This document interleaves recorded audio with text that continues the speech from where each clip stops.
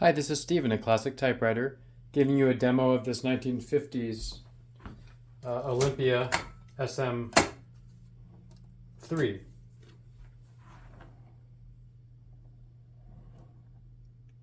Beautiful classic machine, very very luxurious, durable paint.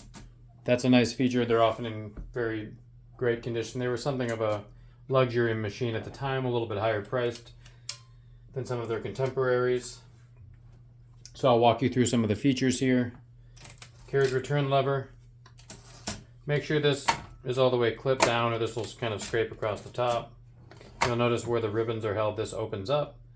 There's some felt in here for sound cushioning. These are the ribbon reversals.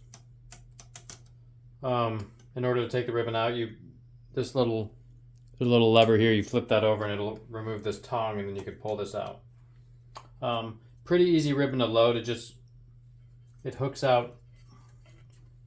I tend to put it in uppercase. It hooks out through the back here. So essentially to load the ribbon, you just have to loop around the whole back and then pull up like that and make sure the ribbon goes through these two posts here, because that's how the ribbon reverse works. So noticing, and this is the touch selector, nothing else is in here that we need to really access. Some people, this top can actually pull off pretty easily. Some people like to write like that so they can see the mechanics. Woody Allen, he lost the top of his brown Olympia like decades ago in the 60s, and he said he's just written with it like that ever since. There's the left side page guide. This is how you set the margins. Kind of convenient that it's from the front. This is a 12 character prints machine. A nice, what they call elite typeface. This will release the roller. See how that rolls plainly. And then that'll turn the ratcheting mechanism back on. The line space selector is a little switch in here. That's how you select single, double, or more spacing. You adjust the tabs back here to distinguish it from its counterpart, the SM4, which came a little bit later. Now when you push the tab, it'll advance to the next tab key. Tabulator, they call that, fairly useful. This is the carriage lock.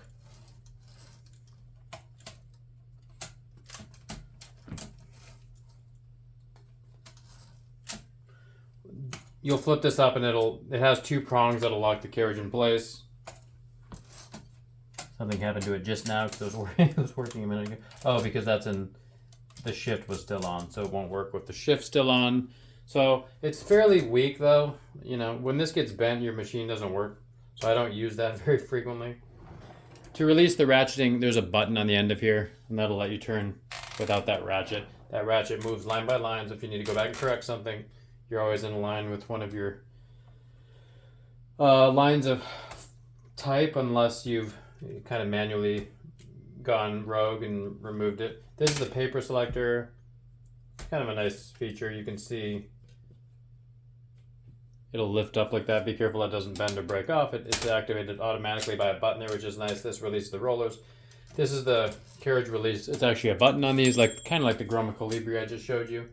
And it's only on this side, which is not that common. This is the backspace.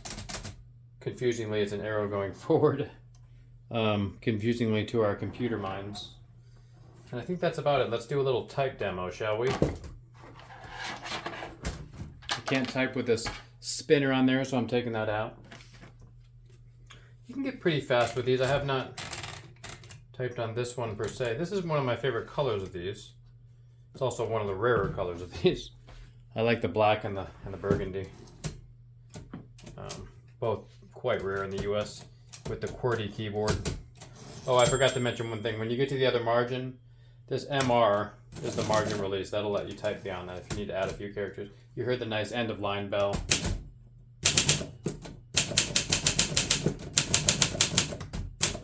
Now that's on single space. I usually do two when I need double space instead of switching that switch. unless I'm doing many double spaces. So something's getting stuck.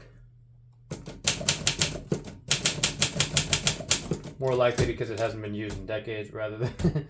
So once you free a machine up through use,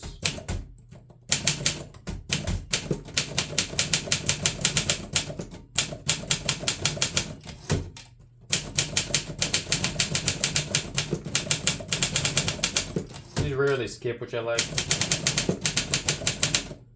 There's an actual exclamation point up in that upper right. They rarely skip, unlike a Smith Corona, which will skip sometimes when you get too fast. They're just a little bit looser mechanically. This is a very tight, rigid mechanical feel.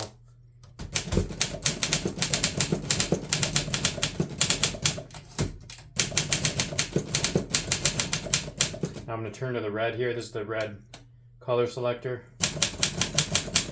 which will only work if you have a two-tone ribbon in there.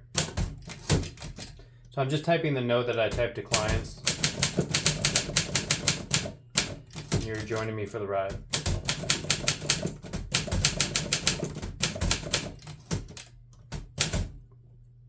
Oops, typo.